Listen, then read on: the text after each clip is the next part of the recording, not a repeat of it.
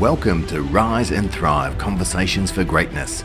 We bring you captivating conversations with extraordinary individuals who have conquered challenges, achieved greatness, and are making a positive impact in the world. This is your go-to source for inspiration and motivation. I'm your host, John Merkus. You bet your sweet patootie, I'm your host. Hey, thanks for joining us. And guess what?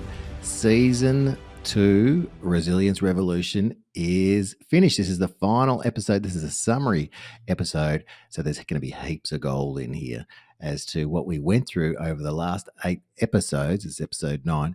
So yeah, it's just like a Netflix series with 8 episodes. They're all there. They're all there in perpetuity, which I discovered means forever. And I would love you to go back to them if you ever need to. Now, I have done a couple of things different for this episode. I'm solo. No, Matt. G'day, Matt. We love you. He's on all the other 8 episodes with me, of course. Now, I've done a bit of a frequently asked questions document based on the 8 episodes. And I'm going to go through those questions with you now. And then when I'm finished, I put all the transcripts through and had Ralph and Julie have a look at them, and they loved them. And then I heard their summary of the episode that goes for about 10 or so minutes, and they nail it. So after me, we're going to hear from Ralph and Julie, but there's heaps of me to go. I hope you don't mind. Oh, and there's heaps of other great news as well. I'm putting out a guided meditation app so you can hear my voice. It'll help you with sleep. It'll help you with motivation. It'll help you if you're feeling stressed. It'll help you in your daily life. It's just going to be fantastic. So if you want to sleep with me and have a great night's sleep, plenty of people are, I'll tell you all about that later after the show. And there'll be stuff in the show notes and all the things. Well, actually, there won't be anything in the show notes because I'm still in the middle of creating it. There'll be a waiting list. So if you want to be one of the firsts, and that'll be the cheapest price ever for the first 100 people that subscribe to the app, let me know and I will get back to you straight away. So it wouldn't be the same unless in this episode unless I didn't do something like this.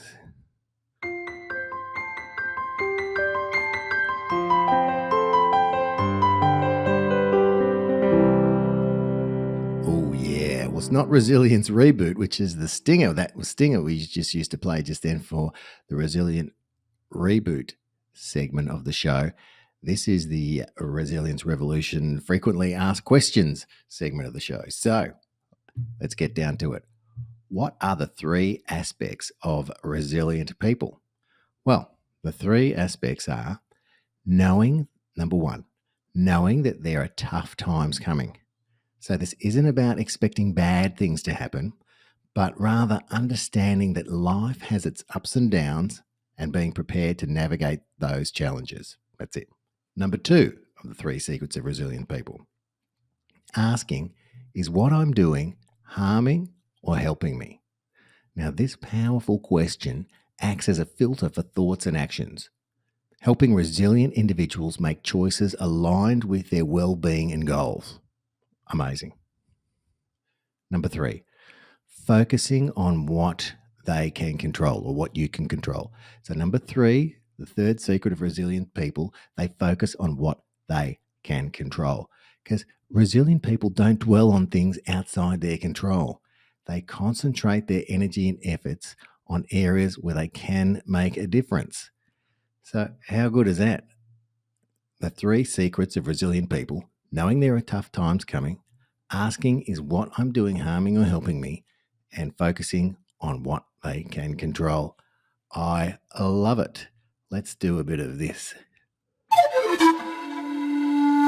Oh yeah, you might remember that was the sound we played when something significant was said. Number 2 in the Resilience Revolution podcast, Frequently Asked Questions, which is all part of Rise and Thrive Conversations for Greatness, as we know. By the way, while I'm here, Season 3 is coming directly after Season 2. There is no gap, and I'm back to interviewing amazing people, and they will talk to us about what they do and what they think to achieve greatness in their lives, so you can have the benefit of their learning and their experience and implement that in your life, and or just feel good.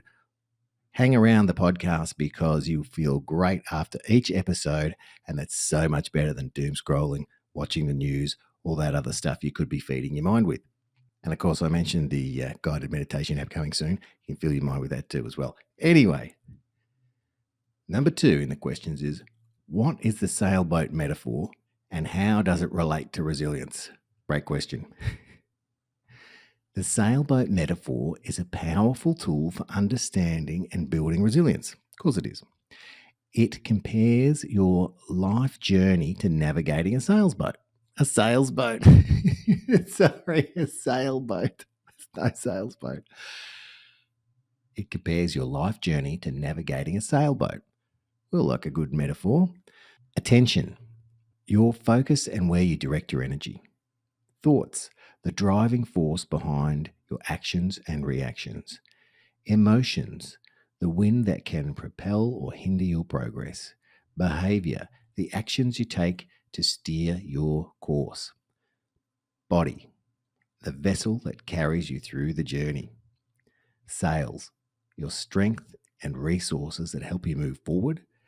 The weather, they're the external factors and challenges beyond your control, just like the real weather. Destinations, they're your goals and aspirations. And other boats, the people and relationships that influence your journey.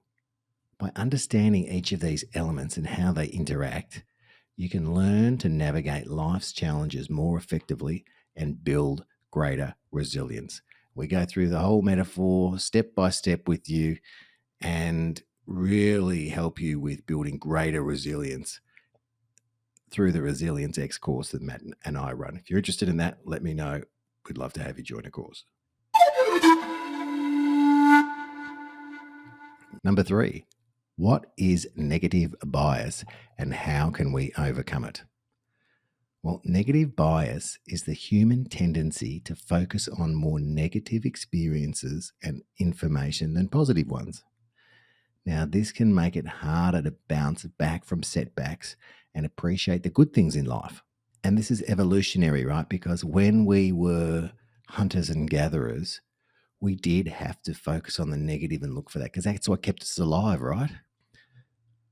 But times have moved on where we don't have to be like that because we're not those hunters and gatherers anymore. We're safe, usually. We've got all these comforts and accommodations and all the rest of it. So the problem is our brains still sometimes go into that negativity bias place. To overcome it, you practice gratitude. If you consciously focus on and appreciate the positive aspects of your life, that helps. Keep a gratitude journal, express your thanks to others. Yeah, thanks for that. Or simply take a moment each day to reflect on things you're grateful for. One of the things I'm grateful for is you listening to this podcast. Thank you very much. There you go. There's a bit of practicing gratitude right there. Who can you thank right now or after you listen to the show? Thank them for being them or being in your life or whatever you like. Go and thank someone. You'll love it. Challenge negative thoughts. So negative thoughts are going to arise, but question their validity and try to reframe them in a more balanced and realistic light. And we go through that in the show as well. You would have heard us do that. Savor positive experiences. Make a conscious effort to savor and prolong positive experiences. Engage your senses fully and allow yourself to truly enjoy those moments. A bit of stop and smelling the roses, as they say. So that's about negative bias and how we can overcome it. Practicing gratitude, challenge negative thoughts, and savor positive experiences. I know you can do it. Oh, did the double on that one. Didn't mean to, but sometimes you just accidentally click on something. Anyway, number 4. What are some simple, practical tools for building resilience? Personal coping mantra. So you develop a positive affirmation or mantra that you can repeat to yourself during challenging times. This can help you shift your mindset and reframe your thoughts. So you might remember my mantra is all is well, everything is working out for my highest good. Out of this situation, only good will come. I'm safe. So that's what I say if I need to personally cope with something, or I can feeling some anxiety welling up, or I need to get into the present moment, all these things. So you steal that if you want, or I should say, it's probably better turn of phrase. Use that if you like, if it makes a difference in your life, but pick something else that works for you if that one doesn't. And you can have a whole toolkit of them. And you can also find them in the guided meditation app. Did I say that already? Yeah, anyway, sorry. Just going out myself because I'm so excited about it. The other thing about simple, practical tools for building resilience, cognitive restructuring. This is where we learn to identify and challenge negative thought patterns and replace them with more realistic and balanced perspectives. Focus on the soles of your feet. Remember that one from episode 8 of season 2? This grounding technique involves shifting your attention to the physical sensations of your feet and can help you calm your mind and bring you back to the present moment. Sometimes I also say present moment, beautiful moment, or John, wherever your hands are, be there, because your hands are with you all the time, always in the present moment. There's savoring rituals. Identify activities or experiences that bring you joy and make a time for them regularly. Engage your senses fully and allow yourself to savor those pleasurable moments. Now, you might remember when Matt and I did this together, and I talked about that moment when I make my first cup of coffee in the morning, and I can really savor that and really engage the senses of smell and taste. Also, sound with all the sounds of the coffee machine. Now, that's a savoring ritual that happens every day. The Hope Map. Create a visual representation of your goals and the pathways to achieve them. This can help you stay motivated and focused even when faced with obstacles. Number 5, the importance of time and building resilience. Time is a crucial element in building resilience. It allows for healing and recovery. Time helps process difficult experiences and emotions, allowing you to heal and move forward. It's for perspective and learning. With time, you can gain a broader perspective on challenges and extract valuable lessons from them. And growth and adaptation. Time allows you to develop new skills, strategies, and coping mechanisms to navigate future challenges. Remember that building resilience is a journey, not a destination. Be patient with yourself and embrace the process. Time is your friend. And in times of stress or upset, I often remind myself, this too shall pass. And you know what? It always does.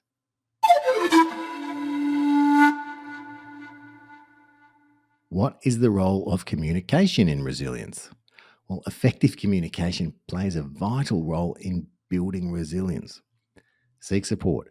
Don't be afraid to reach out to others for help and support during difficult times. Talk to friends, family, or a therapist can provide valuable perspective and emotional support. Use I statements. When communicating your needs and feelings, focus on I statements rather than blaming or accusing others. This promotes understanding and encourages constructive dialogue. Active listening. Practice active listening when communicating with others. Pay attention to their words, body language, and emotions to foster empathy and understanding.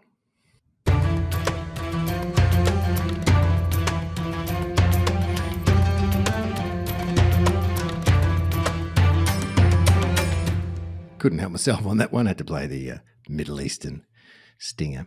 So how does goal setting contribute to resilience? Well, setting and pursuing goals can significantly enhance resilience.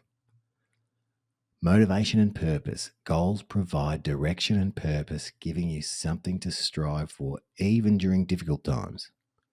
Confidence and self-efficacy. Achieving goals, even small ones. That's why they tell you to make your bed in the morning, because that's something that you are successful for. That's something you are successful at straight away. So you notch up achieving a goal first thing in the morning. So even those small ones, they boost your confidence and your belief in your ability to get things done and even overcome challenges. Focus and action. Goals help you prioritize your time and your energy, allowing you to take focused action towards a desired outcome. That's how goal setting contributes to resilience. Ah, nice one. Well, this is number 8 in our frequently asked questions about the Resilience Revolution or Resilience Radio season of Rise and Thrive Conversations for Greatness. I know it's complicated, isn't it? But you know what I'm talking about.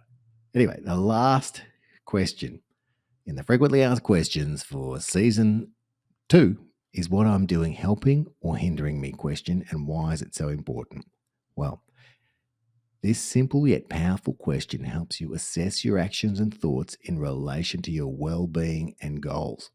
It encourages you to become more self-aware, recognize patterns of behavior and thought that might be holding you back and contributing to stress. It encourages you to make conscious choices, aligning your actions with what truly serves you, and move away from habits that are detrimental to your resilience. And it encourages you to take responsibility, empower yourself to make positive changes and take control of your life's direction. So that was all about the question, is what I'm doing helping me or hindering me? That is a great question to be asking yourself. So we went through the frequently asked questions, which was the 3 secrets of resilient people. What is a sailboat metaphor and how does it relate to resilience? What is negative bias and how can we overcome it? What are simple practical tools for building resilience? Why is time important in building resilience? What the role of communication is in regards to resilience? How does goal setting contribute to resilience? And the last one, that question is what I'm doing helping me or hindering me. Super important. I've got some free resources for you from the show and also a special one as well. So if you go to johnmerkus.com, there's a free resources link in the menu, and underneath that it says free downloads. So you can download the adaptive coping strategy. That's the adaptive coping strategy wheel. You can download that for free. The self-care wheel, you can also download that for free off johnmerkus.com under free resources. And as an extra bonus, the ebook by Wallace D. Wattles, The Science of Getting Rich. You can download that. Now, those principles in that book are classic personal development principles that have transformed countless lives and is the basis for the movie and the book The Secret and so many other personal development courses and experts. Bob Proctor is also a massive advocate of this. So here's the thing. You can download the book, but also I narrate it. So you can listen to it through the website after you've downloaded it. The other thing as well is if you don't want to listen to it on the website, but you still want to listen to me narrating it, you'll be able to buy that from the store on the website. How good's that? Now, as we said, let's go something like this.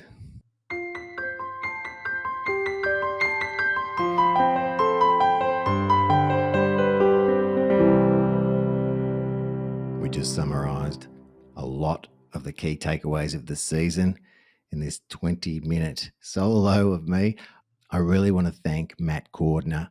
He was amazing and brought so much of this to the table. We had some great discussions. We had some good laughs, and it was an absolute honor. And I really, really, really hope that you got so much out of this in terms of resilience. I used to think resilience was, so bad and negative, but it's not. Resilience is about how you bounce back and how you have a strong mindset to be able to rise and thrive. How about that? Nice tie-in, Johnny. Nice tie-in. Now, as promised, I fed in all of the 8 scripts to Ralph and Julie. They had a look at them, and they've come up with a great summary as well. So enjoy that, and I'll be back to wrap it up after they're finished. Welcome back, everyone. Hard to believe, but we've spent 8 whole episodes now just diving deep into resilience. Figuring out how to ride those waves when life gets a little, choppy. Quite a journey it's been. And you being here for this wrap-up That tells me you're serious about actually using what we've talked about, not just, knowing about it. Oh, absolutely. This episode is going to be that moment where all clicks, like, aha, now I get it. Ready to turn all that amazing stuff we learned into something we can use every day. Let's do it.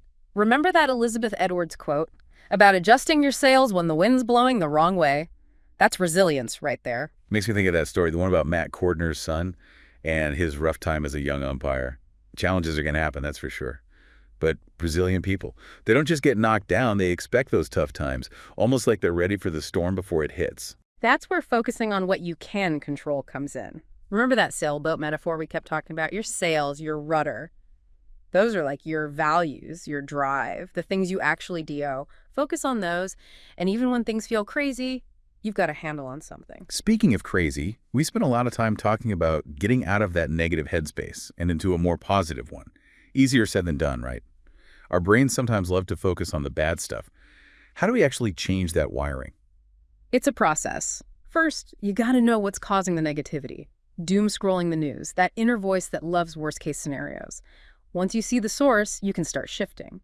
But hold on, before jumping to positive, you need a neutral zone, like a pit stop. Yeah, those anchoring techniques we talked about, like mindfulness exercises, hobbies, even just talking to someone you care about, creating that calm space before you try to force a positive change. It's like, before you climb a mountain, you got to find solid ground first, right?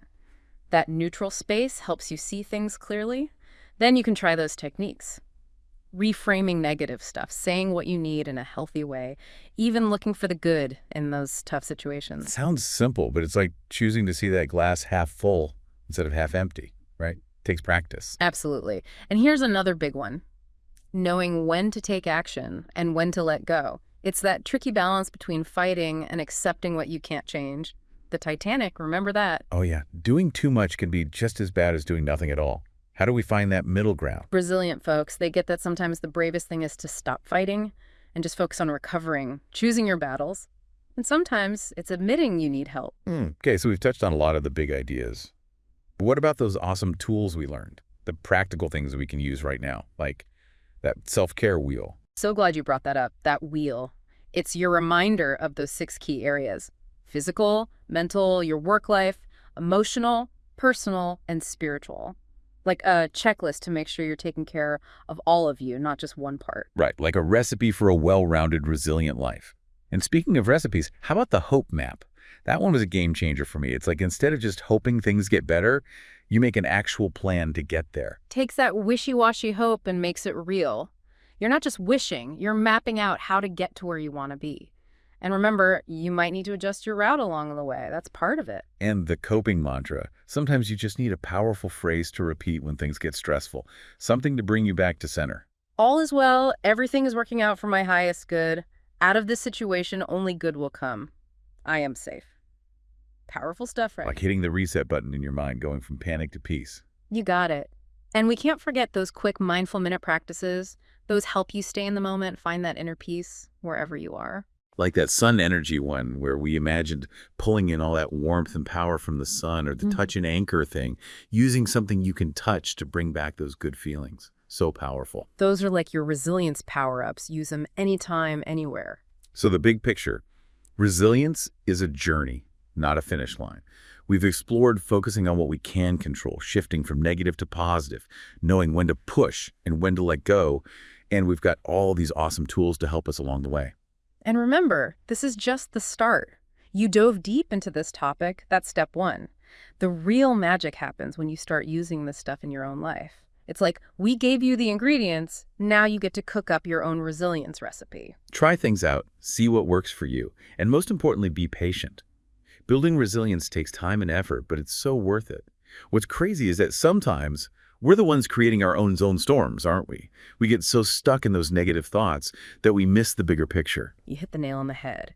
We could be sailing on calm seas, but in our heads, it's a hurricane.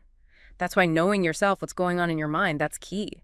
Seeing those thoughts, asking yourself if they're even true, then choosing better ones, that's a game changer. Remember that exercise where we imagined ourselves 5 years in the future, having achieved all our goals? That really tapped into the power of hope. Envisioning a positive future, and then letting that guide what we do today. It did. And it shows another side of resilience. It's not just about toughing it out, it's about recharging and taking care of yourself along the way. Self-care isn't a luxury, it's essential for building resilience, like giving your sailboat regular tune-up so it can handle any weather. And that's where that self-care wheel is so helpful, right? Making sure you're Yeah. taking care of all those different parts, physical, emotional, mental, spiritual. Neglecting any of those can create, well, leaks in our boat.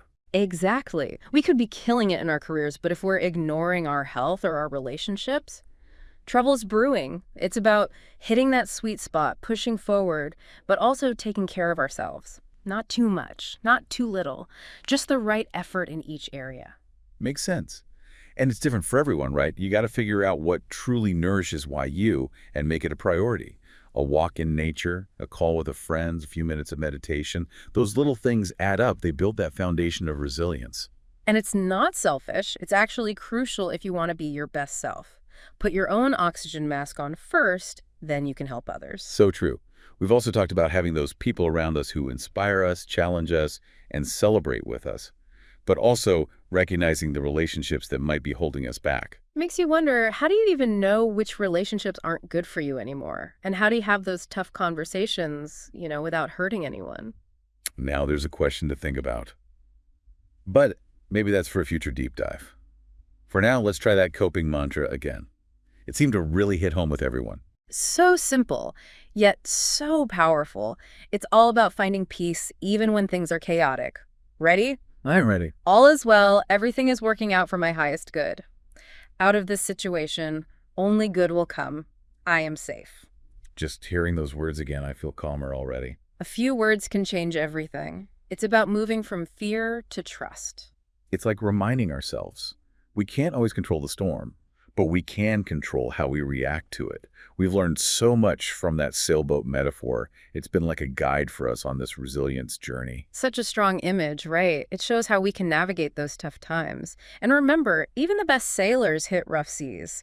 It's not about avoiding them, it's about having the skills and the right mindset to get through them. We've covered a lot about mental and emotional resilience, but what about the physical side?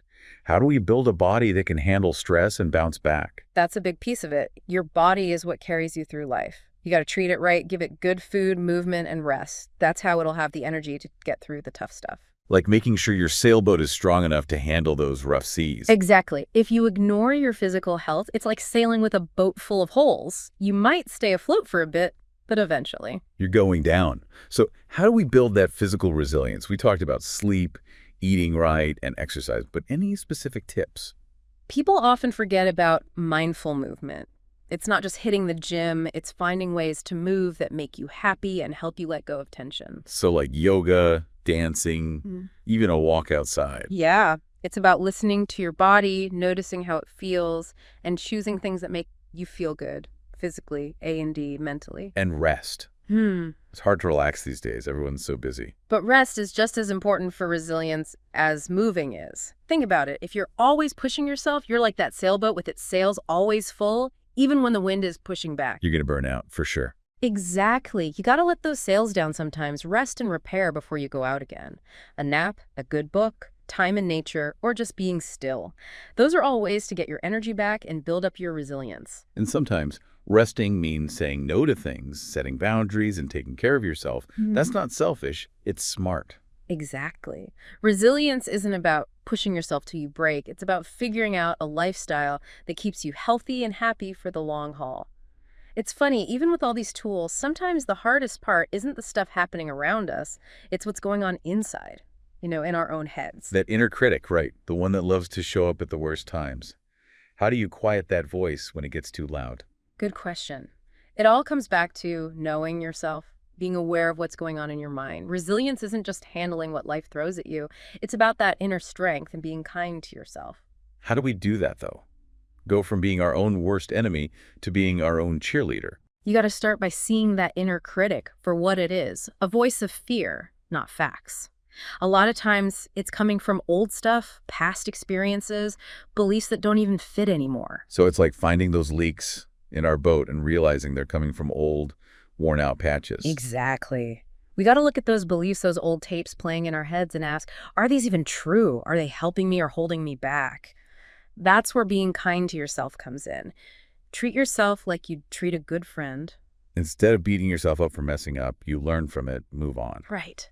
Those mindful minute practices, super helpful for that self-compassion thing, like the touch and anchor one. It helps you come back to the present moment, feel safe and secure. And the sun energy one. I always feel so much better after that one. It connects you to that strength you always have, even when you feel drained. It's a reminder that you've got the power to get through tough stuff and make things better. Thinking back to that hope map, it seems like having a clear idea of your goals, what you want to achieve, that can help quiet that inner critic too. Absolutely. When you know where you're headed, what's important to you, it's easier to ignore those negative thoughts that don't fit with your vision. It's like setting your compass in the right direction. And speaking of direction, building resilience, it's not a one-time thing, right? It's an ongoing journey. That inner critic's going to pop up sometimes, and that's okay. It is. It's part of it. And that's why those tools we talked about are so important. They're not quick fixes. They're things you can keep coming back to whenever you need them. Like a resilience toolkit you carry with you, ready for whatever life throws at you. Exactly. And the more you use those tools, the stronger you get. It's like working out a muscle. Speaking of working out, we've focused a lot on the mental and emotional side of resilience. But what about the physical part? How does taking care of our bodies make us more resilient overall? Super important. Our bodies are what carry us through life. If you take care of your body, give it healthy food, move it, let it rest, it'll have the strength to get through the hard times. Like making sure your sailboat is strong enough for those big waves. Yes. If you don't take care of your physical well-being, it's like sailing with a boat that's falling apart. You might last a while, but sooner or later, You're in trouble. So how do we build that physical resilience? We talked about sleep, eating right, exercising, but any other tips? one thing people miss is mindful movement.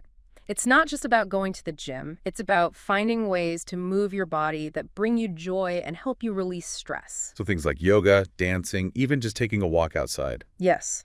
Pay attention to your body, notice how it feels, and choose activities that feel good both physically and mentally. And rest. These days, it's hard to take time to relax. Everyone's so busy. But rest is just as important as exercise when it comes to building resilience. Think about it. If you're always pushing yourself, you're like a sailboat with its sails full even when the wind is against you. You're going to wear yourself out. Right. Sometimes you need to let those sails down, rest, and repair before you head out again. Take a nap, read a book, spend time in nature, or just be still for a while. Those moments of rest help you recharge and make you more resilient. And sometimes resting means setting boundaries, saying no to things that drain you. You have to take care of yourself first. Absolutely. Remember that oxygen mask analogy. You can't help others if you're not taking care of yourself first. So true. You know, one thing I keep thinking about is how connected all these different parts of resilience are. The physical, mental, emotional, even spiritual. It's not about mastering just one thing. It's about taking care of the whole you. That's a great point. It's like weaving a tapestry of resilience with threads of self-care, mindfulness, positive self-talk, supportive relationships, and a sense of purpose. Each thread makes the whole tapestry stronger. And it's something we keep working on throughout our lives, right? Exactly. Resilience is a journey, not a destination. With every challenge you face, you become better at handling those tough times. It's like building a stronger, more resilient sailboat with each season. And with everything we've learned, I think we're ready to sail toward a brighter future. I think so too. And I have a feeling our listeners are ready too. As we wrap up this whole resilience thing, I keep thinking about embracing those imperfections. You know, we talked about patching up those leaks in our boat, but what if those leaks are actually what make our boat special? What helps it sail in its own way? I like that. What if those leaks aren't flaws, but like battle scars? They show you've been through storms and come out stronger. Exactly. It's like kintsugi, that Japanese art where they fix broken pottery with gold. The cracks actually become part of what makes it beautiful. It's like proof that the thing has a history, that it's survived. That's a great way to put it. It shows that those imperfections, they don't make you any less worthy. They're part of what makes you you. And a lot of times, those are the things that help you connect with people, on a real level. Because when you're open about the stuff you struggle with, it gives other people permission to do the same. And that creates real connection, real support. For sure. Remember when we talked about the importance of those other boats in your life, the people who lift you up when things are rough? It's when you're vulnerable that you build those strong connections. And sometimes those connections come from places you don't expect. We talked about friends and family, but what about mentors, therapists, even online groups. Those can be amazing for support and guidance, especially when you're going through something new, something you haven't dealt with before. Asking for help isn't a weakness. It's actually really smart and brave. It means you know you don't have to do everything by yourself. So as we finish this whole resilience journey, what's the one thing you really want our listeners to remember? I want them to know that resilience is a lifelong thing, a journey that never really ends. There will be storms, there will be hard times, but you have the power to get through them. You've got the tools, the right mindset, the support to get through those rough waters and come out stronger and wiser than before. And I think that as our listeners keep practicing these things, they're not only going to change their own lives, but they're going to inspire other people to do the same. Because resilience, it's contagious. When you face the world with courage, kindness, and that willingness to be perfectly imperfect, it makes a difference. It can touch so many lives. I love that. And with that, I think we're ready to wrap up this deep dive. Thanks for being here with us on this awesome journey of learning and exploring. We hope you've gotten something valuable from it, some tools to help you face those everyday challenges. Remember, you are stronger than you think, more capable than you know, and you deserve all the good things life has to offer. That's it for this week's Deep Dive. Until next time, stay curious, keep learning, and stay resilient. Thanks, Ralph and Julie. You guys are the best. I appreciate you helping me out and giving me your take on season 2 of Rise and Thrive Conversations for Greatness. Season 2 done. Let's tie a bow on it. It's there for us to go back to if we ever want to.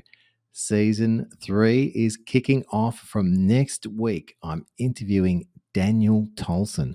He is an amazing guy. He's a former Australian champion athlete, regarded as Asia's #1 business coach, with more than 10,000 case studies on business leaders. He's got this tool. Within 90 seconds, using new breakthrough technologies, Daniels can show us how to become a better leader. And so I did this. I went through and used the tool and went through it in the 90 seconds. And he goes through my results. And those results are going to be available for you too. Or you've got the opportunity to use that tool as well to get the same benefits that I did. Daniel is amazing. He lives in Taiwan. He's a family man. We had a great long chat. It's going to be a 2-parter, but that's going to be next week in Season 3, the Season 3 opener of Rise and Thrive Conversations for Greatness. The website has been completely revamped, johnmerkus.com. Head there, check it out, get all the free stuff. And of course, if you've had any benefit from the podcast at all, a 5-star rating really helps me get more message out there. So remember the meditation, guided meditation, where you can go to sleep with me if you want. Sorry, I have to say that. Do some self-care. I've got something that for you as well. You can put your headphones in. You can listen to me in your car. You can just get that great sleep enhancement guided meditation. So you'll drift into a deep sleep as I guide you and you unwind and release the worries of the day. This meditation will help you experience peace and restore your mind and body. What will you get? Well, you get techniques to ease physical and mental tension, a calming visualization on a serene beach, and positive affirmations for relaxation. And the expected outcome is a deep, restful sleep and a sense of calm that lasts through the night. Now, I'm going to be having 15, 10, 20, and every month new meditations are going to come out. Just as a bit of a teaser, I've got a mindset shifts for positive change, a guided journey to reframe limiting beliefs and to see challenges as opportunities. This meditation draws from change management insights to help you thrive during life's transitions. What you'll get: guidance on reframing negative thoughts, visualization exercises to build resilience, and affirmations to strengthen your growth mindset. So the expected outcome: enhanced positivity, confidence in facing challenges, and the ability to view setbacks as growth opportunities. Now, that's just a bit of a teaser there. I just wanted to give you a bit of that before we go because it's so exciting. There's lots of great things happening. Season 3 starts next week with Daniel Tolson. I'm going to be interviewing guests again, and it's going to be an amazing season and a long season and one I love. I love doing this so much. Love you long time. See you next time. Thanks for joining us on Rise and Thrive Conversations for Greatness with John Merkus. Remember, you are loved, you are worthy, and you do matter. Embrace the journey of personal growth and motivation. Let's go out there and do something great.